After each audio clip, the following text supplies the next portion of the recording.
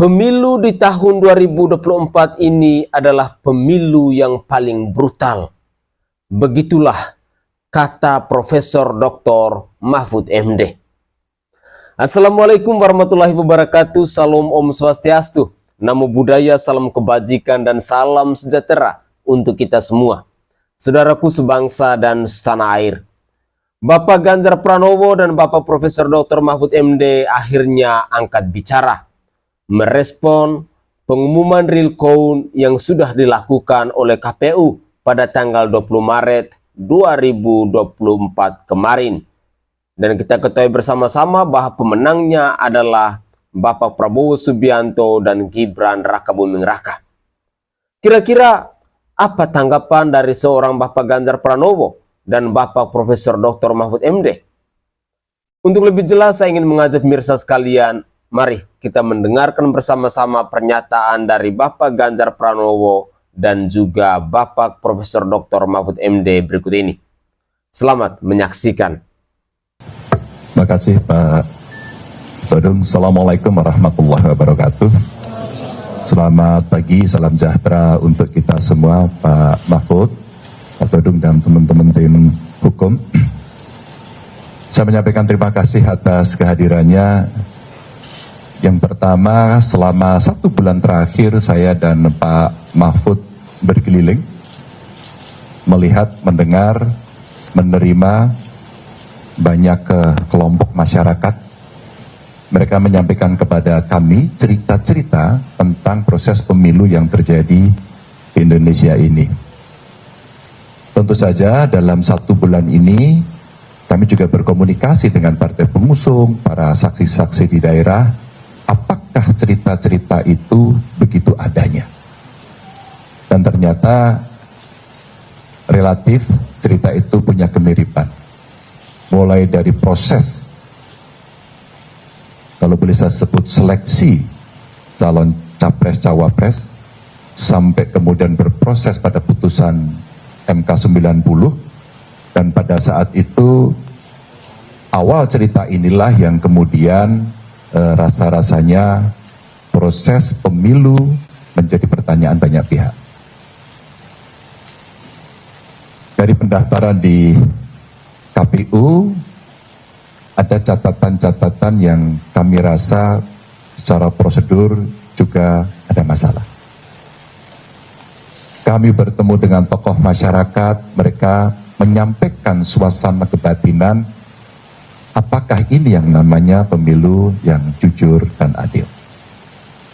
Para ilmuwan, akademisi, saya kira semuanya melihat, dimulai dari Jogja, kemudian menyebar ke seluruh Indonesia, juga kemudian diulangi lagi mereka bertemu untuk saling mengingatkan bahwa pemilu harus jurdil, harus luber, dan tentu saja kita berharap mimpi demokrasi yang kita inginkan pasca reformasi itu betul-betul bisa berjalan. Anti KKN, betul-betul asas-asas demokrasinya diberikan, dan inilah sebuah proses panjang yang terjadi. Banyak catatan yang memang disampaikan kepada kami. Tentu kami dan tim hukum harus memverifikasi satu persatu cerita tentang aparatur yang terlibat, mulai dari pusat sampai daerah. Cerita bantuan yang muncul tiba-tiba dengan sangat masif sekali. Bahkan ketika kemarin di DPR ada pertanyaan berapa sebenarnya jumlah bantuan sosial, siapa yang membagi, dan itu semuanya ternyata menjadi cerita di publik yang sampai kepada kami. Bahkan Bapak Ibu, teman-teman semuanya, dari apa yang ada riset yang mengatakan ada korelasinya antara bantuan itu dengan masyarakat akan memilih sesuai dengan yang ada dalam hatinya atau terpengaruh dengan bantuan itu. Di samping itu ada cerita manipolitik, ada cerita intimidasi. Saya kira inilah yang kemudian kumpulan cerita dari publik yang masuk kepada tim Ganjar Mahfud. Tentu saya menghormati seluruh proses yang berjalan. Kami menyampaikan laporan-laporan kepada penyelenggara pemilu. Apakah itu KPU, apakah itu Bawaslu. Dan kita berharap memang Bawaslu akan merespon. Sayang tidak semuanya terespon. Maka setelah pengumuman tadi malam, tim Ganjar Mahfud sudah bersepakat. Kalaulah semuanya ini harus diluruskan agar demokrasi bisa berjalan dengan baik, maka benteng terakhirnya adalah Mahkamah Konstitusi. Dan kami sudah menyiapkan tim dari tim hukum untuk kita segera mendaftarkan apakah besok atau Sabtu, untuk segera kita menyampaikan seluruh yang ada yang kami persiapkan untuk menjadi pertimbangan hakim konstitusi nantinya.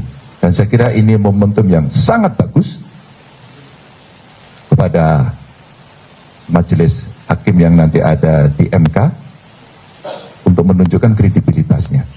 Setelah dulu ada putusan MK, setelah juga kita melihat penyelenggara pemilu juga mendapatkan hukuman etik, maka tentu saja kita mesti mengembalikan kredibilitas demokrasi kita ini jauh lebih baik. Dan untuk itu tim akan segera mendaftarkan itu, dan mudah-mudahan ini akan membuka tabir, dan tentu saja harapan kita MK lah nanti yang akan mengadili ini dengan baik dan bisa mengembalikan marwah demokrasi kita agar sesuai dengan harapan dan aturan. Teman-teman, itu yang bisa saya sampaikan. Terima kasih. Assalamualaikum warahmatullahi wabarakatuh. Saudara, soal gugatan itu sebenarnya begini. Kita ini melakukan reformasi karena ingin membangun negara ini sebagai negara demokrasi dan negara hukum. Demokrasi dan nomokrasi.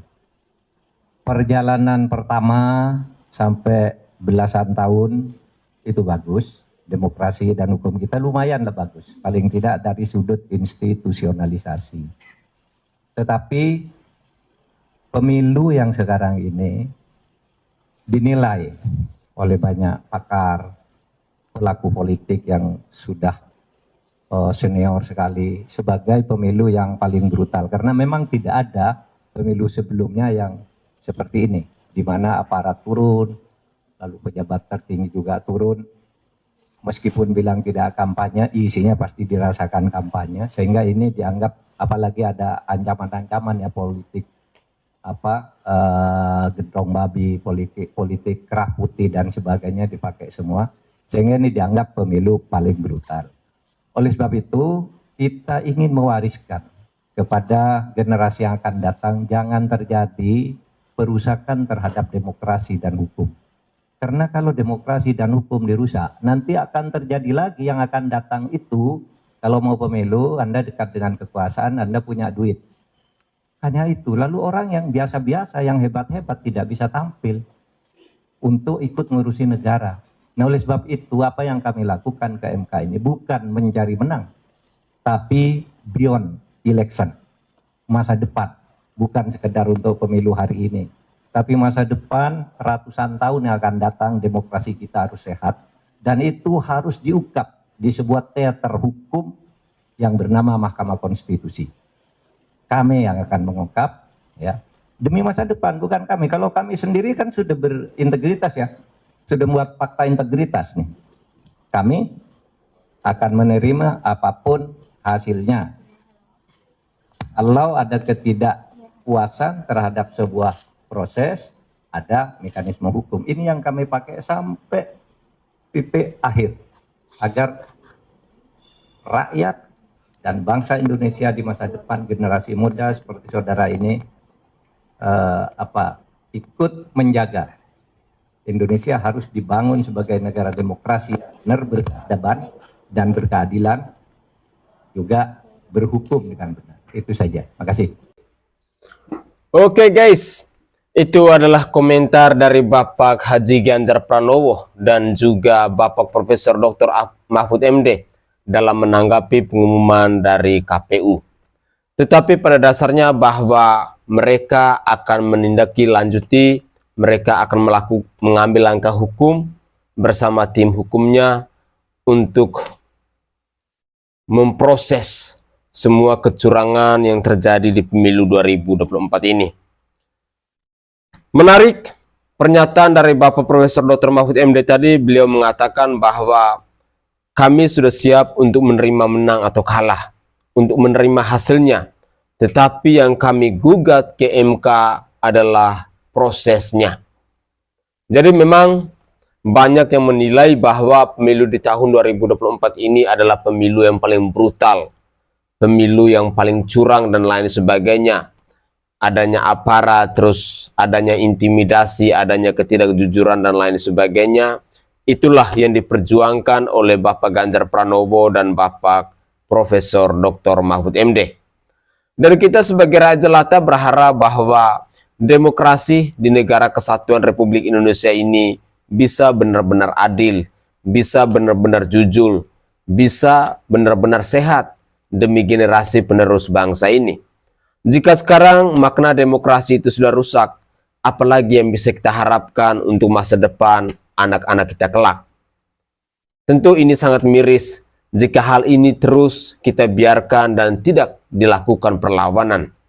Dengan demikian, saya sangat mendukung langkah yang diambil oleh Bapak Ganjar Pranowo dan juga Bapak Profesor Dr. Mahfud MD demi membangun demokrasi di Indonesia ini yang sehat, demi terciptanya kedamaian, kejujuran, keadilan yang ada di bangsa tercinta kita ini.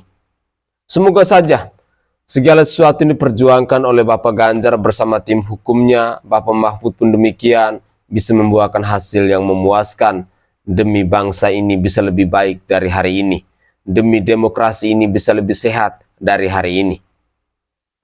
Jikalau memang bahwa pemilu ini brutal, mungkin ada benarnya, karena kita melihat bahwa ada banyak sekali kegaduhan, kericuhan, hanya gara-gara pemilu di tahun 2024 yang tidak jujur, tidak adil, dan tidak transparansi. Begitulah kira-kira. Saya Nai dari Provinsi Nusa Tenggara Timur, saatnya kita yang rakyat jelata harus berani untuk bersuara. Salam hormat, salam NKRI, dan salam Pancasila untuk kita semua.